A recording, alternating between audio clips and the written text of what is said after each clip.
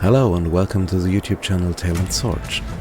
I'm Christian, I'm also called Tail and Sorge, and I'm now doing a review of the new book Body Shop for Shadowrun 6th edition.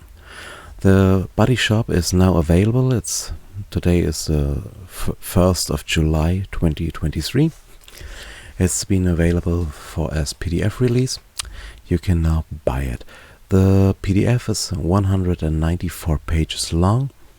It's of course full color, and we've got some good authors. We've got Aaron Distra, Jim Green, Clifton Lambert, Trevor Laughlin, Michael Messmer, Yal Nelson, Louis Gray, Grant Robinson, Malik Toms, Robert Volbreck, and Thomas Willoughby as authors.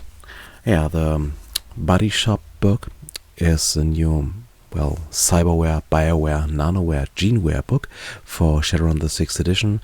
This is a much anticipated book because we had in prior editions the Body Shop that respected the bioware book, cyberware book, very early in the progress of the game. Now we have it quite late in the progress of the game. This book is very important for you for your players, and of course for you as a GM, because you get many more options for creating cyberware, nanoware, drugs, etc. The book starts with a short story named Handsome 4.0. I thought it was a good short story, but not that deep. There had been deeper short stories in other publications by now. The first chapter in the book is Documentation's Essence and the Meaning of Life, and it takes a look at what is essence, what is aura, and how does it interfere with each other. How do you even rebuild your aura by implanting a cyberware or bioware, and don't lose but gain essence instead. It's a nice take on the whole subject, and something that has not been taken on in the prior editions. We also have got some rules for cyberware that is out of service. So when you have implanted a let's say a cyber lag 20 years ago, and you lack spare parts and lack service, what will this do to you? That's quite interesting. Then we switch to the new chapter Chrome Life, where we get new categories of implants, set Omega, Exo, and Gamma ware. The Omega ware is shabby. It's new but shabby built, so it uses the rules like a used cyberware, but it isn't used, it's just crap. Then you've got Exoware, that's very big cyberware that is taking parts out of your body, so you have parts sticking out of your arm for your cyberware, so it is very obvious to see. Then we've got the Gamma ware. This is prototype work, state-of-the-art, super state-of-the-art, the most best of everything. After this, we've got a little chapter how to restrict users of cyberware, of using the cyberware, which can of course be used in a prison or in an extraction theme, where you are going to use it so that your target won't be able to use its cyberware. We also get a new fighting style, a martial arts style, the cyber combat, where we can now use our cyber weapons, our cyber, to increase our damage that we do in hand-to-hand combat. After this, we are stepping right into the listing of cyberwares. We start with cosmetics and cover-ups, where we can see things like engraved cyber arms, LEDs, color shifting hairs, and the keypad sequencing fingers, so your fingers will split up in many little digits that are then typing into the keypad very fast to hack the keypad. Nice ideas. Then we take a look at the ears, like mounted antennas, and the translation ear. So we've got the Babelfish that is going to translate everything we hear. We then step over to the eyes, where we get, of course, new mods for our cyber eyes, like spider eyes. We also get, in this context, the roll recorder. This rolling recorder is a specialized new type of cyberware, which is going to record the last minute of audio and video, so that you then can save or repeat. It's quite interesting that this is existing, because in my personal mind it would have been possible to simply send your output of your cyber eyes, cyber ears directly into your comlink to save it. But if you need this rolling recorder, then it should not be able to simply capture your input from your eyes and ears, so you need the specialized cyberware. I don't know if I like it. Well, if you think about it, if you had the opportunity to always save all your input and record it and play back always, then your characters would have some kind of perfect memory. And in a role-playing game, perfect memory means the GM had to repeat what he has said 3 hours ago, and this won't always happen quite nicely. Well, you have to decide if you want to use them or not. As after these, we've got the headwear, where we have got the active rigger control. That is a very nice thing. You can now jump into a vehicle without the matrix. You are cable bound, you are unhackable, and you stay conscious by doing so. A very nice idea. We also get some new things like the magnetic system. We can, we can attach ourselves to magnetic surfaces with this bodyware. We also get the bio-waste storage in the bodyware, so we can store our, bio-waste, so we don't have to go to the toilet that often. And we also get in the bioware chapter the skill hardwires. These are skill wires that can't be changed. So we decide in the moment when we implant it for one skill on a level, and it can't be changed anytime else. It's more specialized, of course. Then we've got the cyber limbs chapter, where we can now take on more cyber limbs. In the base edition, the core rulebook, we only got 2 cyber arms, 2 cyber ears, 2 cyber anything, and now we can take on more. 4 cyber arms, anyone? Yes, Shiva. We also can get weapon mounts which are directly on the body. We can even change our cyber limbs to be tentacles. Awesome. Then we've got a little part of implant weapons like a chainsaw, a buzzsaw, a flamethrower. These are more options for your implanted weapons. Yes, this was the cyber chapter. Then we're going to the biotech chapter. It's called Building Your Body. It starts with a little history of the bioware. When did it appear? Who developed it? How were the steps of development? Then we take a look into the applications of bioware. This biotech is color-coded in blue biotech, which has to do with the sea and sea life. Brown biotech, like for deserts and dry areas. Gray biotech for biodiversity and removal of pollution. Green biotech for farming and for animals. The red biotech for medicine and the amplification of the capabilities of metahumans. And then the white biotech, like bacteria that can eat up petroleum or something else. It's the industrial world. So our runners usually use the red biotech. The next chapter is biosculpting. You didn't want to be a troll? Now we can change it. You want to change something cosmetically? Change it. You want to get pointy ears and a smooth face? No problem with biosculpting. Then we also get the cosmetic bioware. You've got problems with your eyes, we can laser it. You're growing too fat, no problem, we can fix that. All these things are also done via bioware. Then we go to the standard bioware, like the metabolic arrestor, which sets you into a kind of stasis once you get too much damage. You appear dead, but you can be saved because your body is turning all systems down. You want to get some gland to produce your own spider silk, also possible. After this, we've got the chapter of search normal alterations. In the topic of search, we had some very nice ideas of other parts of skin. So this is something you can now do with bioware too. Like you want a bark skin, chameleon skin, You want chloroplasts in your skin so that you can sustain yourself via sunlight? No problem. Dragon skin? Of course. Then we go to the book Culture Bioware. They're one of the greatest things I think is the BioLink. It's some kind of data jack, but it's biological. So you can be able to use the matrix without a cyberdeck, without a comlink. You are simply able to use it.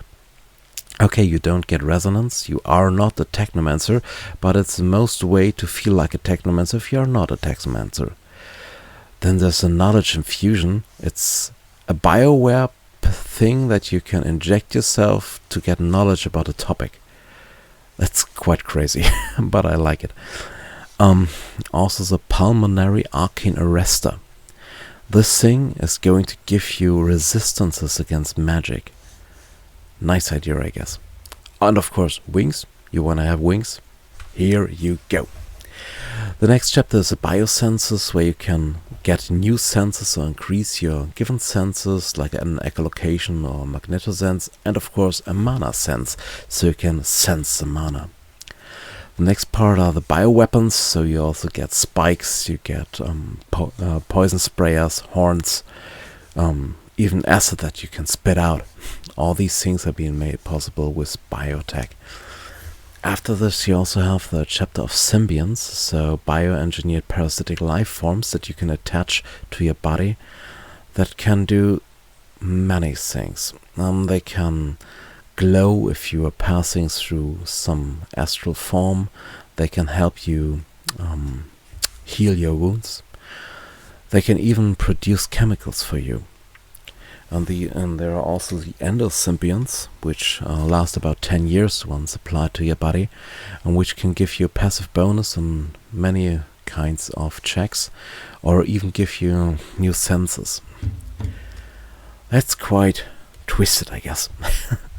The next chapter is then the changing the code, where we take a look into the new and old nanotech, as we had in the prior editions with the problem of the KFS syndrome. This was mainly initiated by nanotech. Now we can again implant nanohives, nanite colonies in our body, and we can be able to cosmetically control ourselves via nanotech.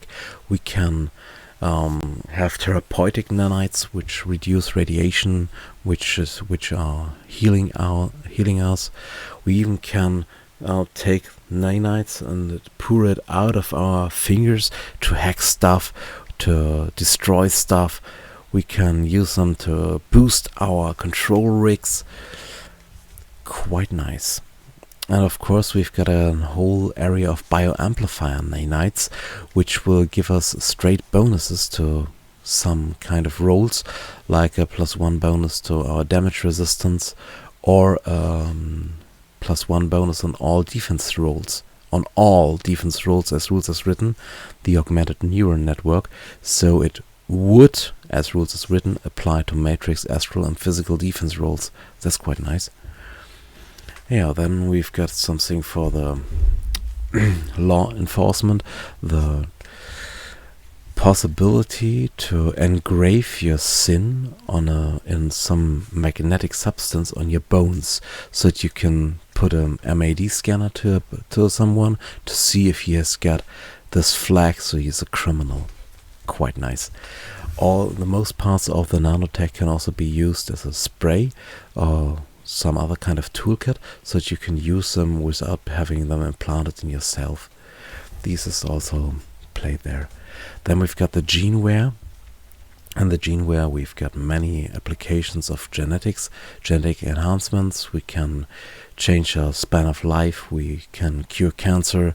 We can use the leonization so that we get young again. We can increase the healing. And with the adaptation therapy, we can even reduce the essence cost of to be implanted cyberware. Yes, the people which have very much money can be better at anything. Quite mad.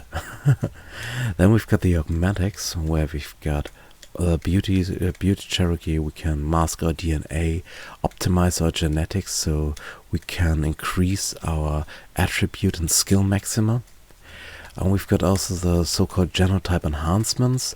That is, well, on the one hand you get some bonus, on the other hand you get a malus, so you can customize your character even further.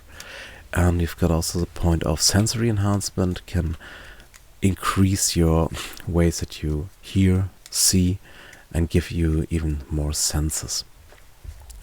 Then the last part of this chapter is the transgenic infusions, where you can add parts or better some characteristics of animals to yourself, which will have some positives and some negatives. Quite nice. The next chapter is a quick hitters chapter, where we get rules for drugs, BTLs, technomancer drugs, resonance drugs, including a whole chapter on how to build your own drugs, how to customize them, how to play them in the game. That's quite nice. We also get many ideas on how drugs are working, how addiction is working, how overdoses are working, and we even get a little table which can be used to determine the negative outcomes if you are a regular consumer of drugs. The next part is Taming the Wild, where we get many infos about critters regarding the cyberware, bioware that we can implant our critters to be able to increase their capabilities even further.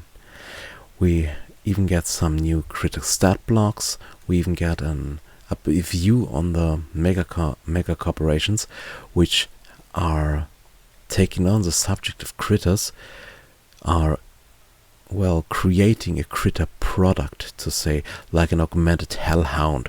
Yes, a hellhound that is augmented and is even deadlier than before. Quite evil.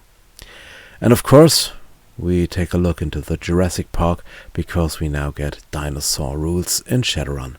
Yes, the megacorps have done it. They found the amber, retrieved the mosquito, and cloned the big lizards. T-Rex, anyone? Here are the rules. The next chapter is then The Edge of Essence, where we get some